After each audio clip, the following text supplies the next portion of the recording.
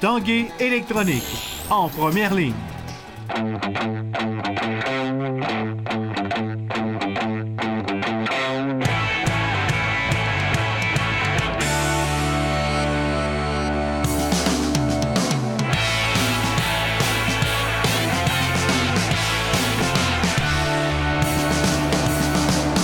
À tous un bon mardi et bienvenue à l'Esprit sportif. Dans l'émission, un peu plus tard, une rencontre avec le champion de ski de fond, Alex Harvey. Stéphane Turcot l'a rencontré pour parler de cette saison exceptionnelle et de ce qui s'en vient pour lui au cours des prochains mois. Mais d'abord, parlons rouge et or, les équipes et les athlètes du rouge et or qui ont connu en 2016-2017 une saison exceptionnelle et on soulignera le tout le mercredi 12 avril prochain lors du 66e gala rouge et or.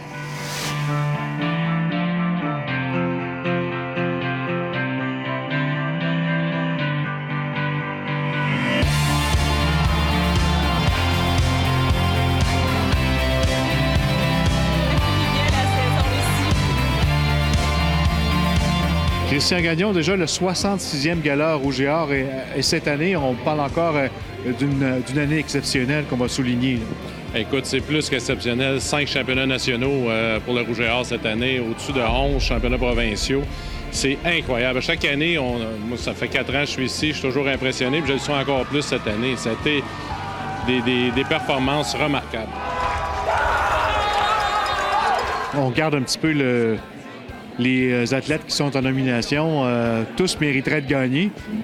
Ça va être... je suis content de ne pas être dans le comité de sélection parce qu'autant l'équipe de l'année, autant l'étudiant athlète de l'année, féminin, masculin, tu revoyais les moyennes tantôt, tous des gens qui ont au-dessus de 4 de moyenne sur 4. Non, c'est une belle richesse pour nous, pour l'Université Laval aussi, de pouvoir faire le rouge et or et d'étudier et de diplômer. Au niveau du pays, on se situe toujours dans les 5 meilleures universités qui sont capables de maintenir des moyennes de 80 % et plus. Donc, l'encadrement académique est vraiment important. Puis, ça le démontre aujourd'hui avec des candidats dans le prix Jean-Marie de Coninck avec des moyennes quand même pas mal exceptionnelles avec la quantité d'entraînement qu'ils doivent mettre également dans leur sport. C'est sûrement une fierté pour toi de te retrouver en nomination pour le prix Jean-Marie de Coninck. Bien, c'est toujours extrêmement flatteur là, de se retrouver en nomination pour un prix académique dans un environnement sportif. Je suis vraiment, en fait, super contente d'avoir pu combiner les deux, mais je suis d'autant plus contente que le Rouge et Or reconnaisse toujours ses athlètes, là, ses étudiants athlètes, parce qu'on est d'abord et avant tout étudiants, puis on a la chance aussi d'être athlète, donc c'est assez exceptionnel. Et ton équipe également est en nomination? Et c'est la plus belle nomination, là. J'aurais pas pu demander mieux, là, de terminer avec une nomination pour équipe de l'année, là, de partager ça avec la vingtaine de filles avec qui j'ai travaillé toute l'année, que j'ai travaillé aussi depuis 5 ans pour certaines. Là, ça va être un très beau moment, puis ça va être un beau souvenir aussi. Que peu importe l'équipe qui va gagner, ça va être mérité. Puis que les deux autres ne sont pas moins bonnes parce qu'ils n'auront pas gagné. Ça prend un gagnant. C'est sûr qu'il aurait pu tirer à pile ou face, puis on espère que le pile ou le face va être de notre bord.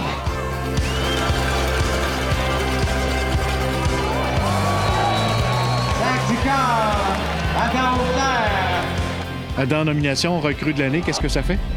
Bien, honnêtement, tu sais, je suis content. Puis, comme on en parlait un peu tantôt, on se disait que, tu sais, plusieurs joueurs dans le Rouge et Or, tu sais, peu importe le sport, auraient pu, tu sais, avoir cette reconnaissance-là. Mathieu Betts, habitué des nominations, recrue de l'année l'an passé, cette année en sport collectif, ça fait toujours un petit quelque chose de se retrouver sur cette liste d'excellence? Oui, évidemment, on en parlait justement tantôt, surtout avec l'année qu'on a eue au Rouge et Or cette année, autant avec l'équipe de football que tout le programme au complet, avec les championnats québécois, les championnats canadiens. C'est une belle reconnaissance. Je suis content d'être nominé en plus avec mon coéquipier JS Roy. Et ça marque, le Rouge et Or est champion! Une autre nomination pour toi cette année. Qu'est-ce que ça fait d'être nominé dans tous ces étudiants athlètes? Je suis vraiment content. Comme on dirait, à chaque année, je suis surpris encore. Surtout cette année, le Rouge et Or, il y a eu tellement de belles performances dans tous les sports. C'était vraiment bonne année pour les programmes. Aurélie, en nomination dans la catégorie étudiante athlète par excellence sport individuel. Premier commentaire? Je m'attendais pas du tout à avoir cette nomination-là. Je m'attendais un petit peu... je m'attendais plus recrue à être nominée. Mais sport individuel, athlète féminine, je m'attendais pas du tout. Fait que je suis super contente. Puis contente de voir que mes résultats ont suffi à la nomination. Là. Mais oui, je suis contente. Le grand défi pour toi et pour toute l'équipe du Rouge et Or, c'est de garder cette excellence-là année après année. Il y a toujours des années exceptionnelles. Il y a des années, des fois, pour certains sports qui sont en reconstruction. Par contre, avoir des années comme ça nous aide beaucoup pour le recrutement. Les gens ont le goût de venir s'associer au programme Rouge et Or. Ils ont le goût de venir travailler dans les installations qu'on leur offre. Puis, pour les équipes, indépendamment, là, des fois, ils reçoivent des appels justement pour regarder, c'est le fun ce que vous faites, on aime ça, on vous voit beaucoup dans les médias et tout ça, donc on a le goût de se joindre à l'équipe du Rouge et Or. Quelques nouveautés cette année pour le gala? Oui, on a décidé de faire un gala sans un repas, faire ça un peu moins long, de pouvoir focusser sur des étudiants athlètes, c'est ça qu'on veut, remettre les prix, puis après ça, il y aura la soirée ou le party entre eux, mais effectivement, mettre le focus sur les étudiants athlètes et puis raccourcir ça. On a travaillé beaucoup avec nos étudiants, nos entraîneurs, et c'est ça qui a sorti, on est bien contents.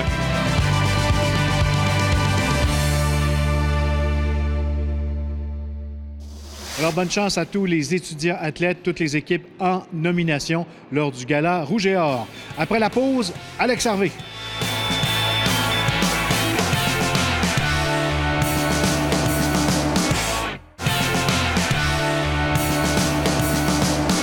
En ski de fond, la saison 2016-2017 fut celle d'Alex Harvey qui profite évidemment d'un repos bien mérité, même s'il fait présentement plusieurs apparitions publiques.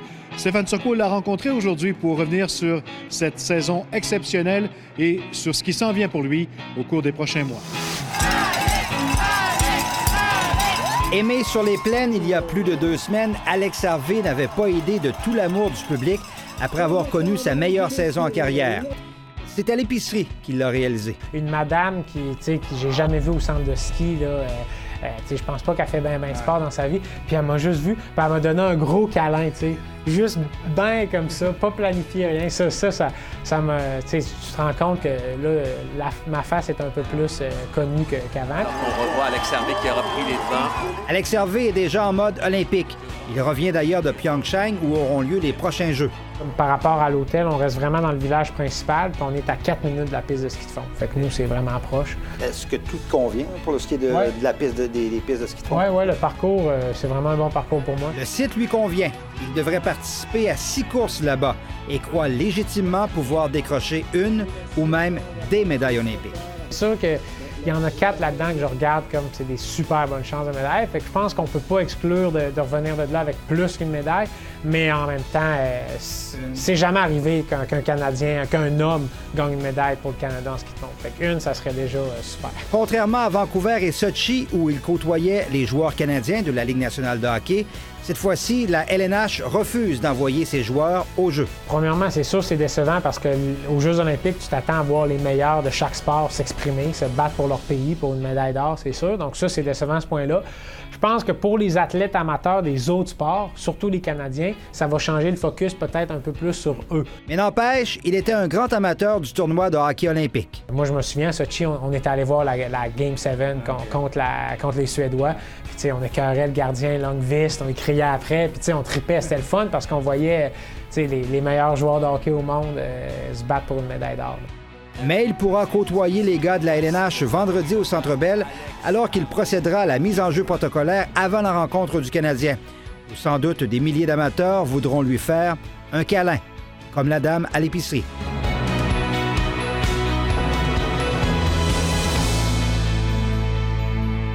Stéphane Turcot, TVA Sport, à Québec. Parlons maintenant de soccer, mais de soccer en fauteuil roulant électrique. Oui, il y a plusieurs athlètes qui pratiquent ce sport ici au centre communautaire Le Pivot. Un sport méconnu, mais qui rapporte beaucoup à ceux qui le pratiquent. Reportage, Valérie Chouinard.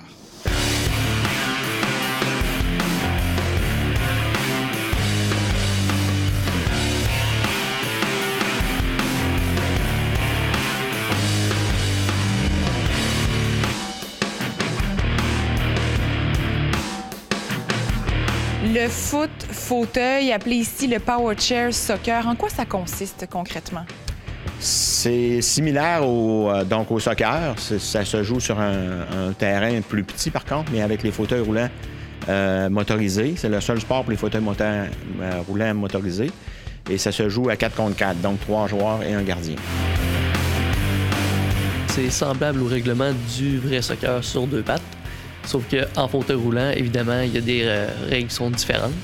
C'est-à-dire, mettons, le fauteuil électrique doit rouler pas plus vite que 10 km/h et faire attention aussi au contact. Ensuite, il y a aussi entre les joueurs, quand on joue contre l'équipe adverse, il faut faire attention pour pas être 2 joueurs contre 1. Donc, garder une distance de 3 mètres entre chaque joueur. Donc, pour pouvoir nous permettre de botter le ballon, on doit utiliser un pare-choc. Il est fixé sur notre fauteuil électrique et il vient protéger nos jambes à l'avant. Donc, il y a un ballon qui est plus gros que celui d'un ballon normal de soccer. Et avec ce ballon-là, dans le fond, on peut le botter avec notre bumper. C'est comme dans tout sport, c'est le fait de pouvoir développer des affinités avec ses coéquipiers. Et on devient vraiment une genre de petite famille, si on veut. Donc, on s'entend bien ensemble et on développe un certain lien. Et moi, pour ma part, c'est ce lien-là que j'aime développer là, avec eux.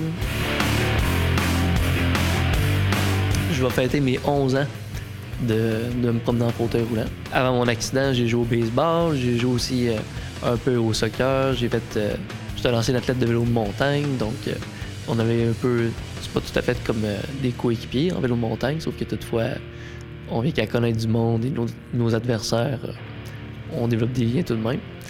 Et le fait que je sois en fauteuil roulant dans une équipe ne change absolument rien, c'est exactement autant avant mon accident qu'après. Être dans une équipe reste quelque chose de vraiment plaisant et diversifiant aussi.